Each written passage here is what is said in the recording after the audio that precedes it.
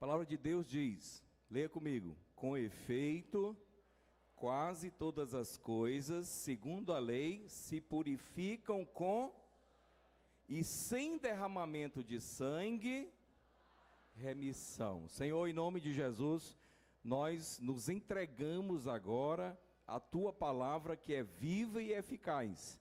E nós pedimos a ação poderosa do teu Espírito Santo sobre nós. Nos dá clareza, espírito de revelação, de sabedoria, do pleno conhecimento da tua vontade. Nos faz entender o teu evangelho e viver por ele, em nome de Jesus. Amém. Glória a Deus.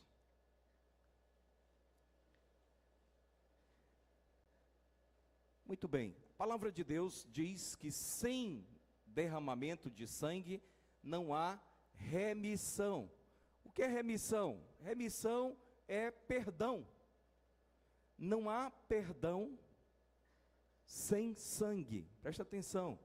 O perdão de Deus não foi ministrado para você simplesmente com um pedido de desculpa seu. Não. O perdão que nós necessitamos e que nós recebemos de Deus foi ministrado sobre a nossa vida por causa do sangue de Jesus. Porque sem derramamento de sangue não há perdão. Não tem como haver perdão. O perdão está intimamente ligado ao sangue de Jesus. Amém? E por isso que é tão importante você entender, nós entendermos a respeito do sangue de Jesus.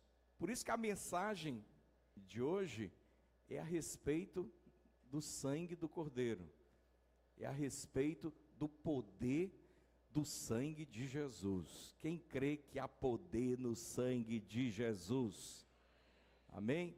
Então a palavra de Deus diz que o Cordeiro de Deus foi morto desde a fundação do mundo. Isso está escrito aonde? Está escrito no livro de Apocalipse, capítulo 13, no verso 8. Apocalipse 13, 8, vai dizer que o Cordeiro foi morto desde a fundação do mundo. Então presta atenção, mas quando foi que o Cordeiro foi morto desde a fundação do mundo? Então, quando Deus cria Adão e Eva caem, pecam, Deus vai se encontrar com eles. E quando Deus vai se encontrar com Adão e com Eva, a Bíblia diz que eles perceberam que estavam nus. E o que eles fizeram? Eles providenciaram folhas de figueira para cobrir a nudez. Por que eles fizeram aquilo? Porque eles iriam se apresentar a Deus.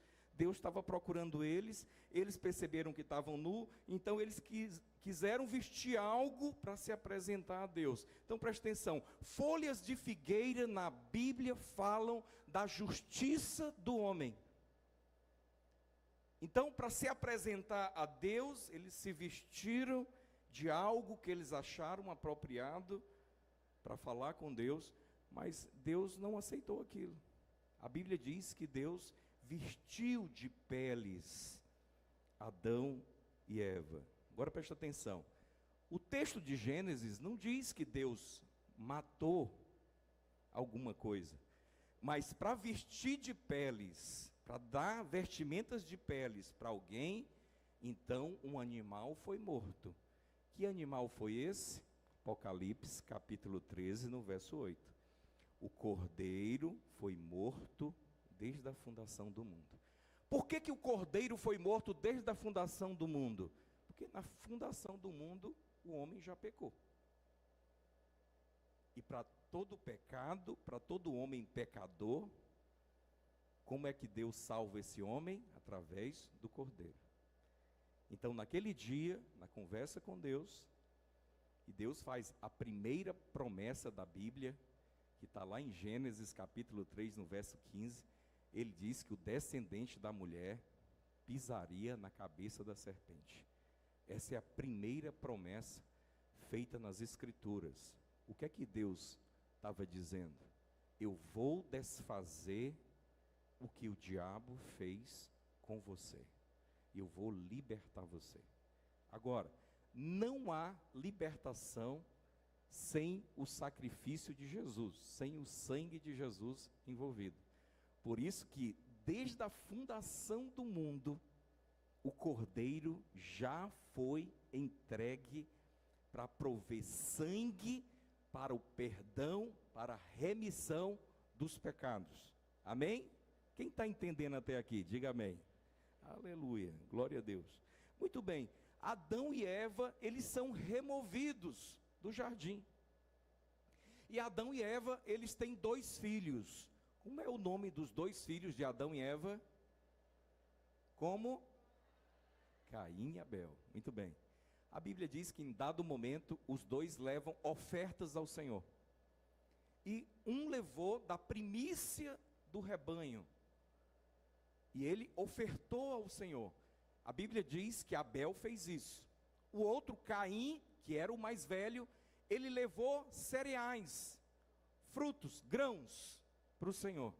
A palavra de Deus diz o seguinte: Abel, a oferta de Abel, o sacrifício de Abel foi recebido e a oferta de Caim foi rejeitada.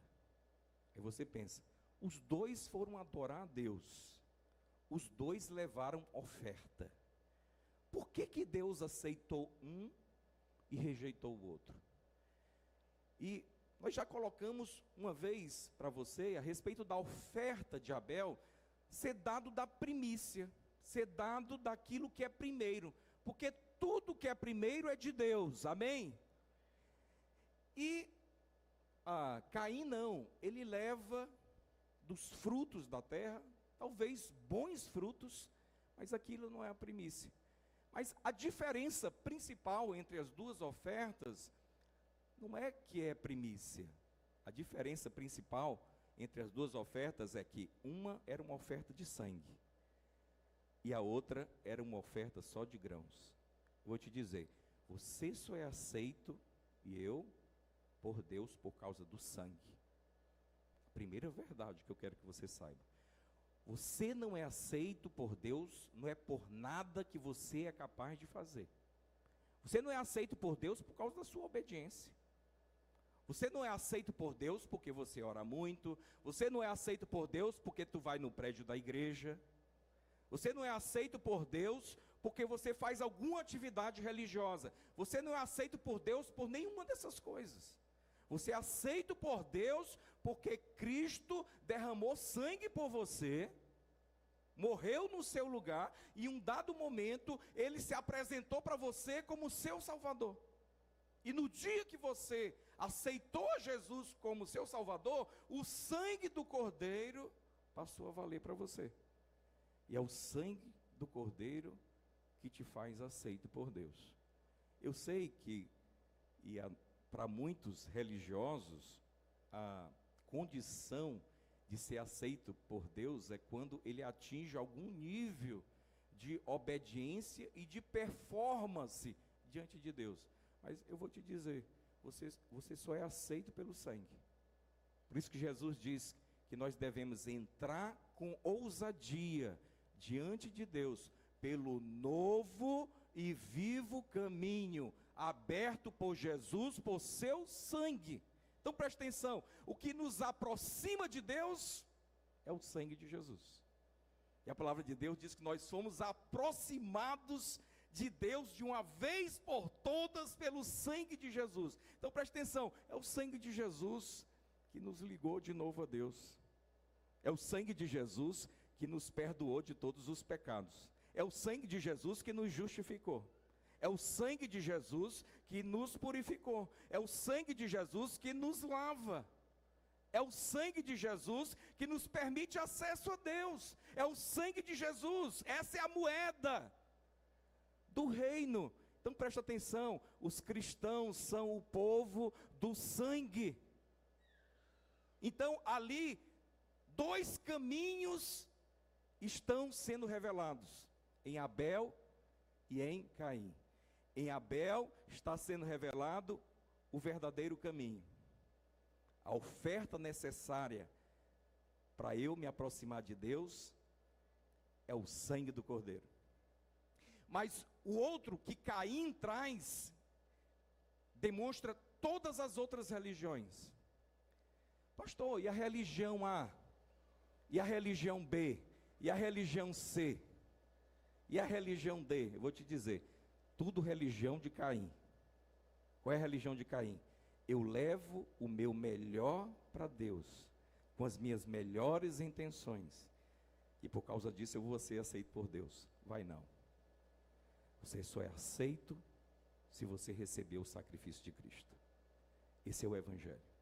Se eu recebo o amor de Deus através de Jesus, da entrega dele, eu tenho sangue. Se eu tenho sangue, eu sou aceito. A palavra de Deus diz, porque Caim foi rejeitado, ele ficou furioso. Os pensamentos e o coração dele se encheu de trevas. Ele ficou tão mal com o irmão que matou o irmão. Ele chamou o irmão para o campo e matou o irmão. E aí, algo interessante que se fala a respeito do sangue, que é registrado. Eu queria ler para você. Está em Gênesis capítulo 4, no verso 9.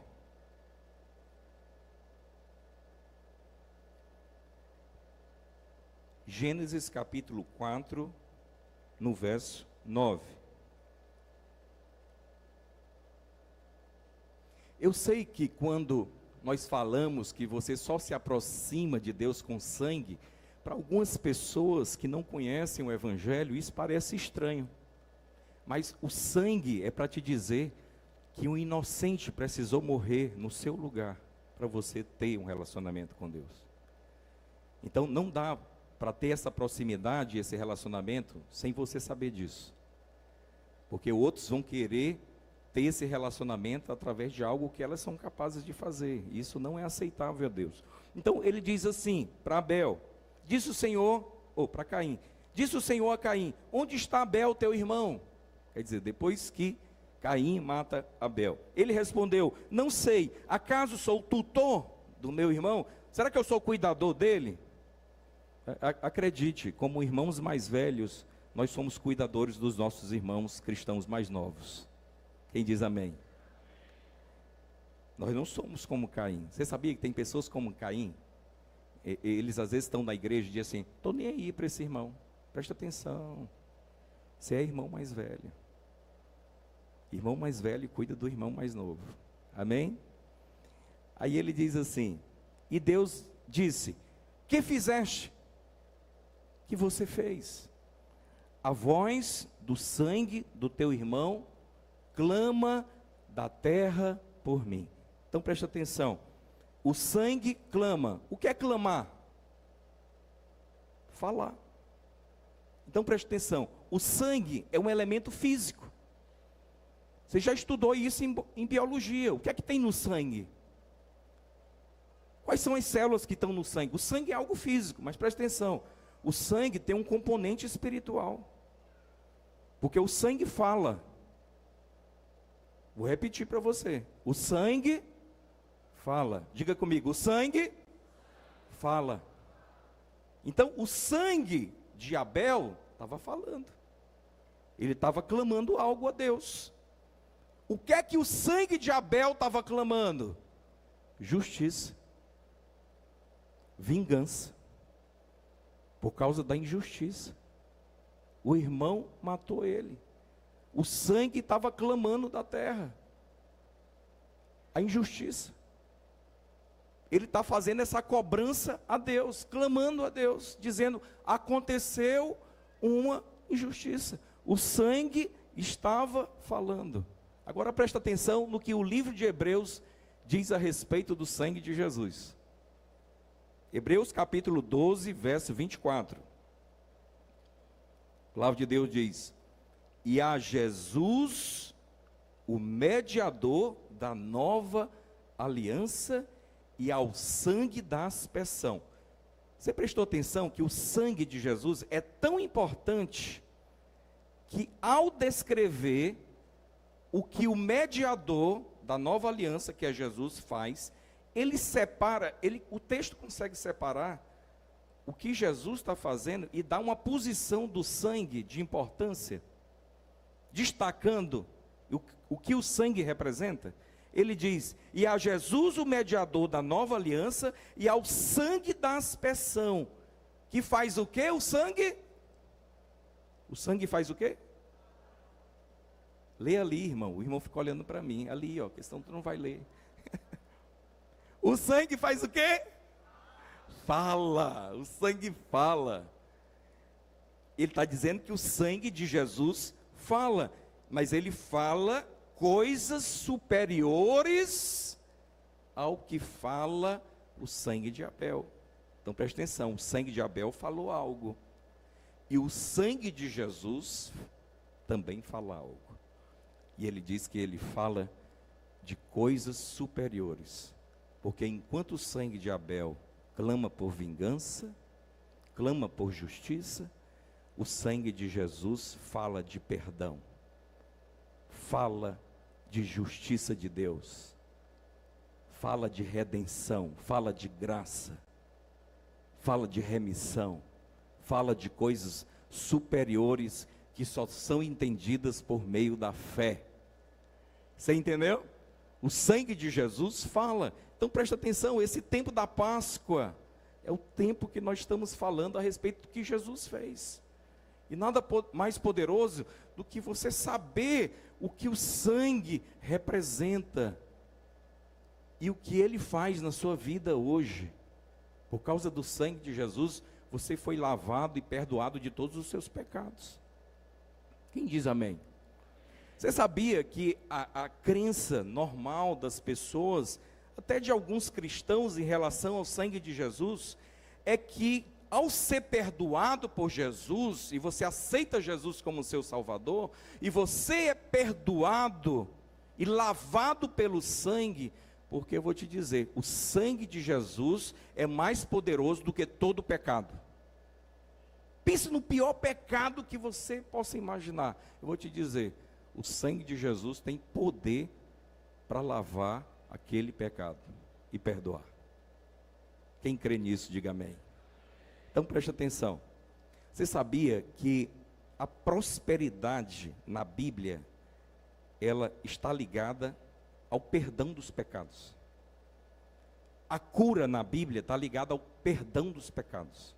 Tudo está ligado ao perdão dos pecados. Eu só tenho o perdão dos pecados através do sangue de Jesus. Aí me diz uma coisa, como as pessoas vão entender a respeito de perdão dos pecados, se eu não entendo o que o sangue de Jesus significa na sua totalidade?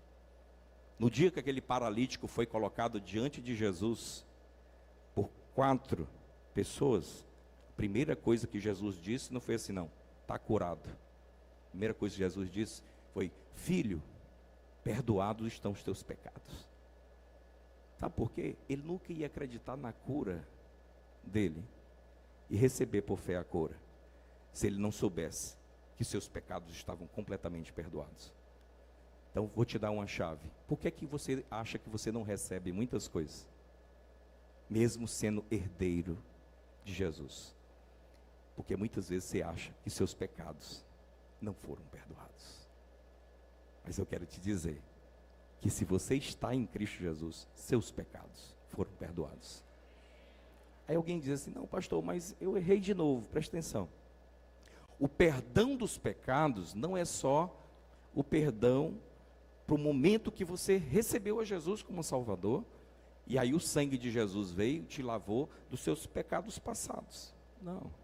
A provisão do Cordeiro, do sangue, é para todos os seus pecados. É só você lembrar o seguinte: no dia que Jesus morreu, você não tinha nascido ainda.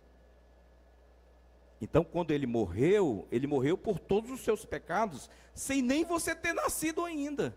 É lógico que você iria receber o que ele fez pela fé. Num dado momento da história, você nasceu, você entendeu que precisava de um Salvador, porque você foi consciente que você era um pecador. E aí você recebeu a Jesus como Salvador. Naquele exato momento, tudo aquilo que Jesus fez lá no passado veio sobre você. Agora, algumas pessoas acham que o perdão dos pecados ele está condicionado simplesmente à minha confissão. E eu não estou dizendo que é errado confessar. Eu creio que quando você erra, o primeiro passo de mudança é quando eu reconheço que eu errei. Confissão é você reconhecer que você errou. Se alguém não reconhece que erra, como ele vai ter metanoia? Arrependimento, mudança de mente. Você entendeu? Agora, muitos cristãos relegaram isso que eu estou descrevendo a você para uma confissão fajuta, onde ele chora, ele esperneia, ele espera ser punido com algum tipo de chicotada, ou de compensação, na maneira como ele vai servir a Deus, para remover a sua culpa, e depois estar bem diante de Deus. Isso é errado. O perdão está no sangue. O perdão está naquilo que Jesus fez. Nós somos perdoados pelo sangue. Então, quando eu erro, eu devo reconhecer o meu erro. Dizer, Senhor, eu errei. Eu reconheço que o Senhor morreu para me perdoar também desse pecado.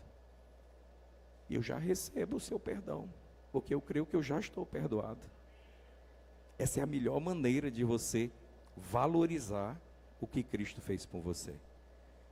Porque Deus não está de uma maneira onde você está, oh Senhor, por favor, me perdoa. Amado, Ele já entregou o seu filho. Você acha que Ele está retendo o perdão de você? Não. Todo aquele que se aproxima sinceramente de Deus e reconhecendo o seu erro, isso que Ele já fez por nós, é validade na sua vida. Pensa comigo de outra maneira. Se o perdão do pecado tivesse ligado só à sua confissão, me diz uma coisa, quantos pecados você comete de pensamento e de omissão que você nunca confessou? Muitos. Quer dizer que você anda carregando uma trouxa de pecado, então. Você entendeu? Não, o sangue de Jesus está te lavando continuamente, lavando.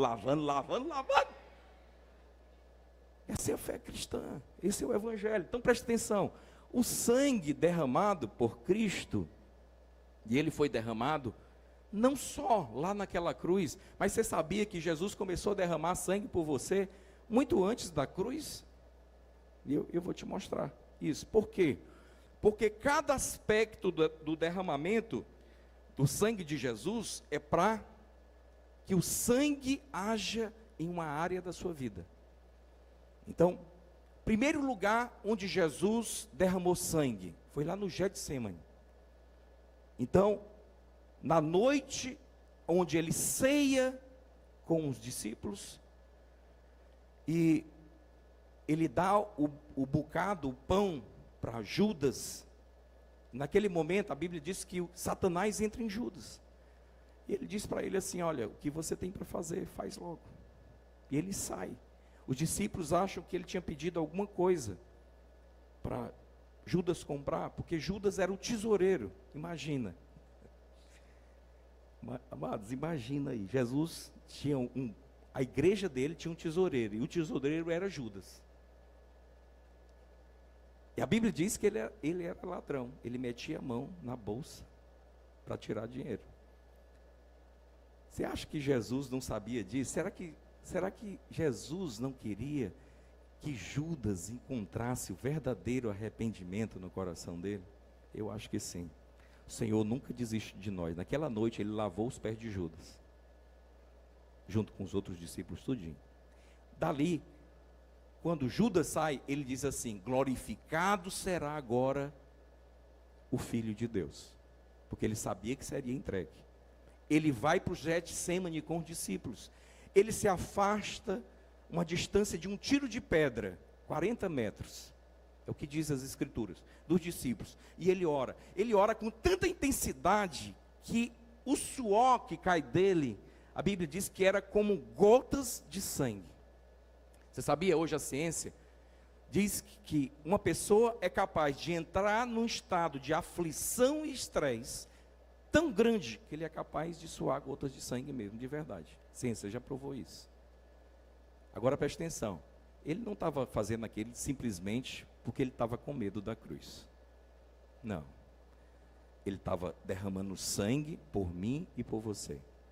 Porque as palavras que são repetidas por ele, lá, ele diz no final: Senhor, mas não seja feita a minha vontade, mas seja feita a tua vontade. O que é que esse sangue derramado no Getsêmani está remindo? Ele está remindo a nossa rebelião. Todo homem nasce rebelde contra Deus. Você sabia a nossa condição, a condição da nossa vontade? Desde quando nós somos pequenos, nós somos contrários à vontade de Deus. Nós somos rebeldes contra Deus. Nós só podemos nos submeter à vontade de Deus, amado, se Jesus estiver na sua vida. Porque Deus, quando vem para a nossa vida, Ele não anula a nossa vontade. Agora preste atenção, o homem natural, ele não tem condição nenhuma de fazer a vontade de Deus. Nem que ele queira, ele não vai conseguir. Agora, quando você aceita Jesus como teu Salvador, e o Espírito Santo vem habitar dentro de você, amado, Deus não tira a sua vontade, mas quando a vontade dele é colocada do lado da sua, e acredite, todos os dias, da hora que você acorda, até a hora que você dorme, isso acontece. A escolha de vontade. E aí, pela fé, e com a ajuda do Espírito Santo, você é capaz de escolher a vontade de Deus. Sem a graça dele, você nunca escolheria.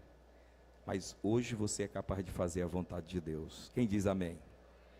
Essa semana eu viajei, eu não queria viajar. Era para ir para Valença, para eu fazer um levantamento lá da reforma da vara. Talvez trocar o telhado lá, estava cheio de goteiras.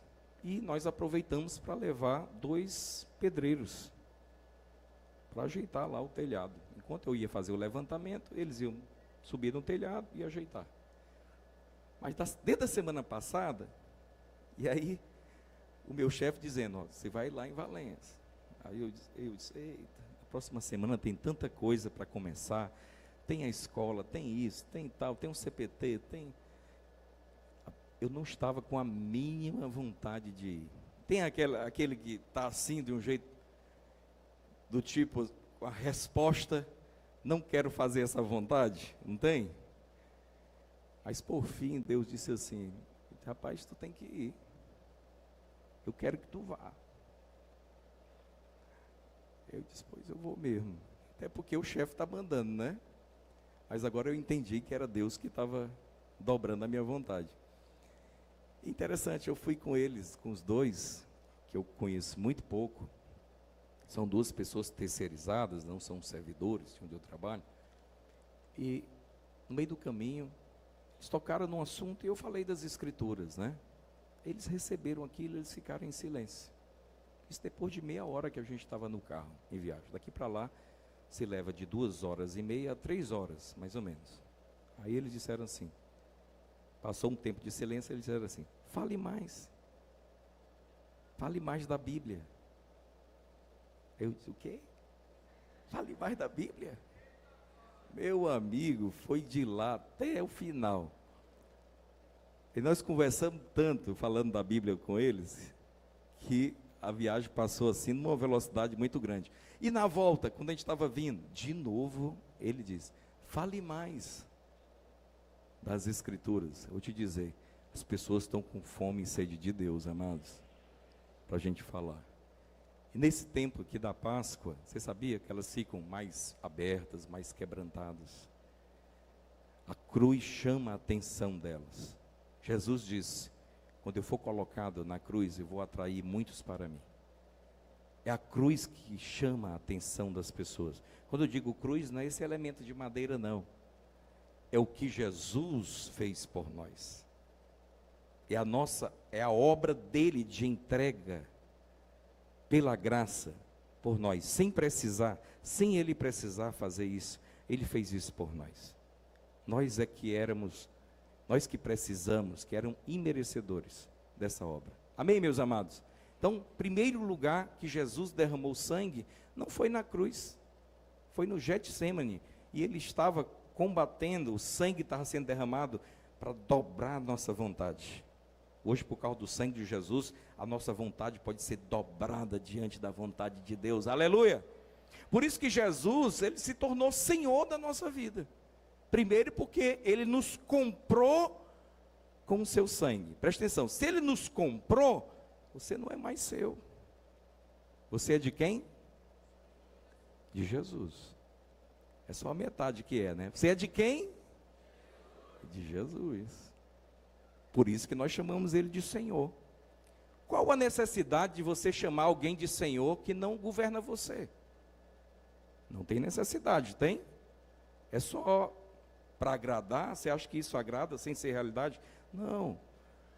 Se ele é Senhor, é ele que governa a sua vida. Presta atenção, quando os discípulos pedem para Jesus ensinar a respeito de oração, o que é que Jesus diz? Jesus disse assim, olha, quando você for falar com Deus, chama ele de Pai. Deus não quer ser só o seu Deus de longe, ele quer ser seu Pai. E aí você reconhece isso, você louva o nome dele, santificado seja o seu nome, reconhece a grandeza do nome de Deus, e aí você ora assim, que venha o quê? O teu reino, e seja feita a tua vontade. Então presta atenção, tudo tem a ver com governo, com reino. Você percebe essa guerra que existe, direita, esquerda? Está falando de quê? De reinos. Mas preste atenção, só tem um reino que dá certo, é o reino de Deus. Mas um dia o reino de Deus vai se tornar visível sobre toda a terra. Mas antes, o reino de Deus não está aqui e nem acolá. O reino de Deus está dentro de vós. Onde é que há o reino de Deus? No lugar onde Jesus governa. Se Jesus governa o seu coração, o reino de Deus está aí. Você entendeu? É chegado o reino de Deus. Amém? Então esse é o primeiro lugar que Jesus derrama sangue. Mas Jesus derrama sangue também quando ele é açoitado. A Bíblia diz isso lá em Mateus 27, 26. A palavra de Deus diz o seguinte: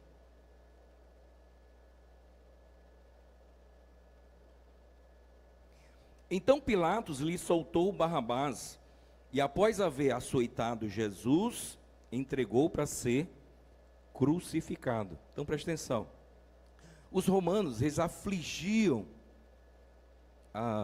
através de torturas, usando, às vezes, o chicote e outras coisas. O chicote romano, ele era feito de tiras de couro seca, de animal, e nas pontas, cada uma ponta das tiras, eles colocavam ou chumbo ou ossos. De forma que quando a pessoa era açoitada, aquelas pontas, muitas vezes, ou toda vez, né, dilacerava o corpo da pessoa. E é por isso que Isaías, ele vai trazer um texto muito poderoso a respeito disso. Isaías 53, 5.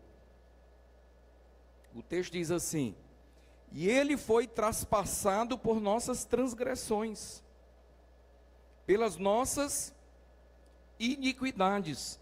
O castigo que nos traz a paz estava sobre ele, e pelas suas pisaduras nós fomos sarados. O que é pisaduras, né? Às vezes a pessoa lê essa palavra pisadura, ele acha que é alguma coisa no pé, né?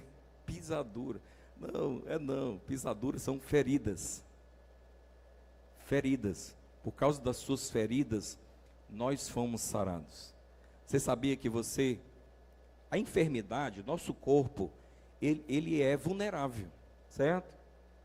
Ainda, quer dizer, você, assim como você vence o pecado, porque você não é mais escravo do pecado, amém?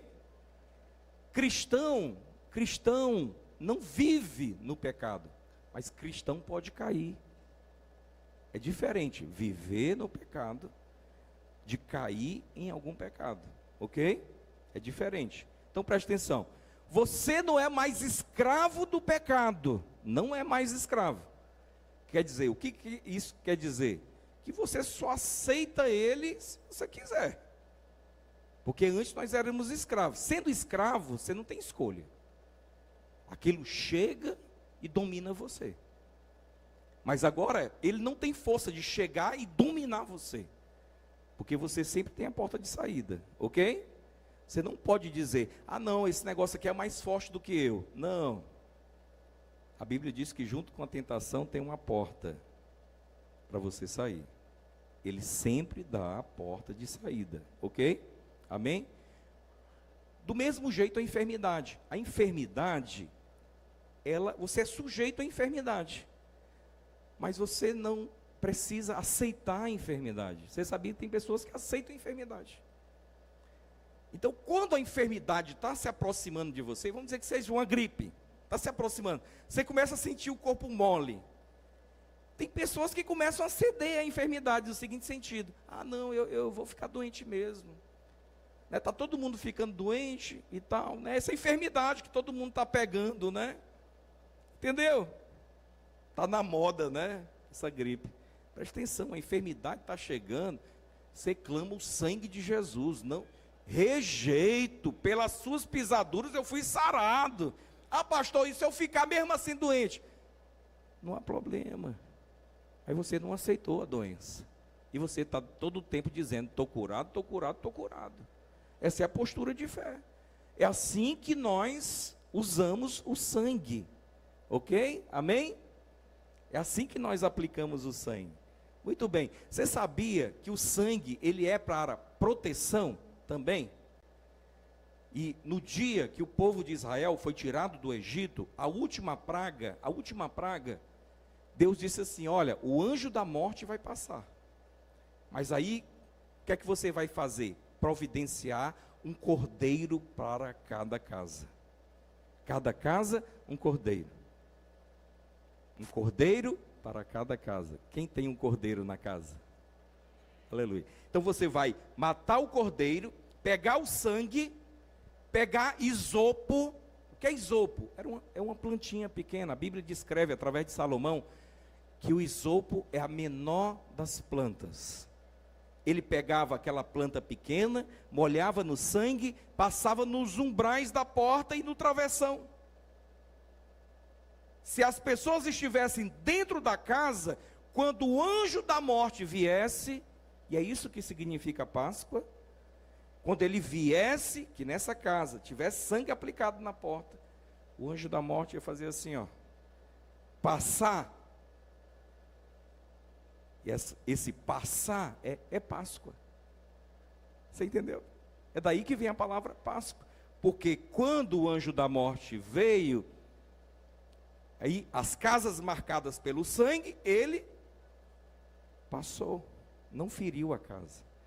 Agora imagina quem está dentro dessa casa, né? Talvez dentro dessa casa, você acha que só tinha gente perfeita dentro dessa casa? Com certeza que não. Eles foram guardados pelo sangue, amém? Então, Jesus derramou sangue no Getsêmani, Jesus derramou sangue sendo açoitado. Agora, cada uma desses momentos de derramamento de sangue tem a ver com a libertação nova, nossa. No Getsêmani, a nossa vontade.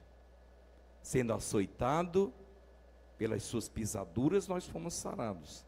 É para cura, o sangue cura, ok? Aonde mais?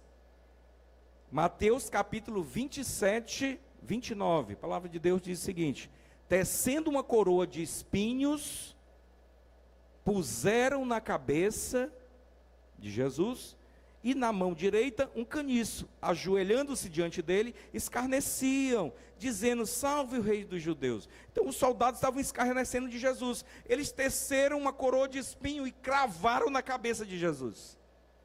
Você acha que não derramou sangue não? Derramou. Então preste atenção, os espinhos na Bíblia são símbolo de maldição. Quando Adão peca, Deus diz para ele assim, olha, agora maldita é a terra por tua causa. Então, a terra é assim como é por causa do homem, não é por causa de Deus. Deus criou uma terra sem morte. Deus criou uma terra cheia de vida. Deus criou uma terra sem sofrimento. Mas o homem, quando pecou, ele trouxe a morte, ele trouxe a enfermidade, ele trouxe o sofrimento. Agora, Deus enviou Jesus para, através da sua obra, livrar você disso e te levar para um lugar onde não vai ter mais morte, nem choro, nem dor, nem medo, nem coisa alguma. Essa é a promessa de Deus. Agora, presta atenção. Quando ele cai, Deus diz assim: maldita é a terra por tua causa. Agora, para você ter o produto da terra, você vai ter isso com aflição. E, ele diz, a terra vai dar cardos e abrolhos. O que é? Espinhos. Cardos e abrolhos são espinhos. Então presta atenção. Espinhos na Bíblia são símbolo de maldição. Então assim, Jesus, ele poderia ter sido morto por apedrejamento. Por que você acha que Jesus foi colocado numa cruz? Porque se você olhar a lei de Moisés inteira, lá não tem nenhuma condenação onde a pessoa, ela é colocada num madeiro, numa cruz. Você não vai encontrar. Mas você vai encontrar o relato dentro da lei de que se uma pessoa fosse morta e colocada num madeiro, ela não podia ficar lá até o pôr do sol, porque ia tornar a terra em maldição. Ela deveria ser removida e enterrada. Então preste atenção. Por que isso foi colocado dentro da lei se eles não praticavam aquilo? Porque aquilo já apontava para Jesus. Já apontava para o Cordeiro, que ia ser morto na cruz. E por que ele precisou morrer na cruz? Para levar as nossas maldições. Se fosse só para perdoar os nossos pecados, Jesus poderia ter morrido por apedrejamento.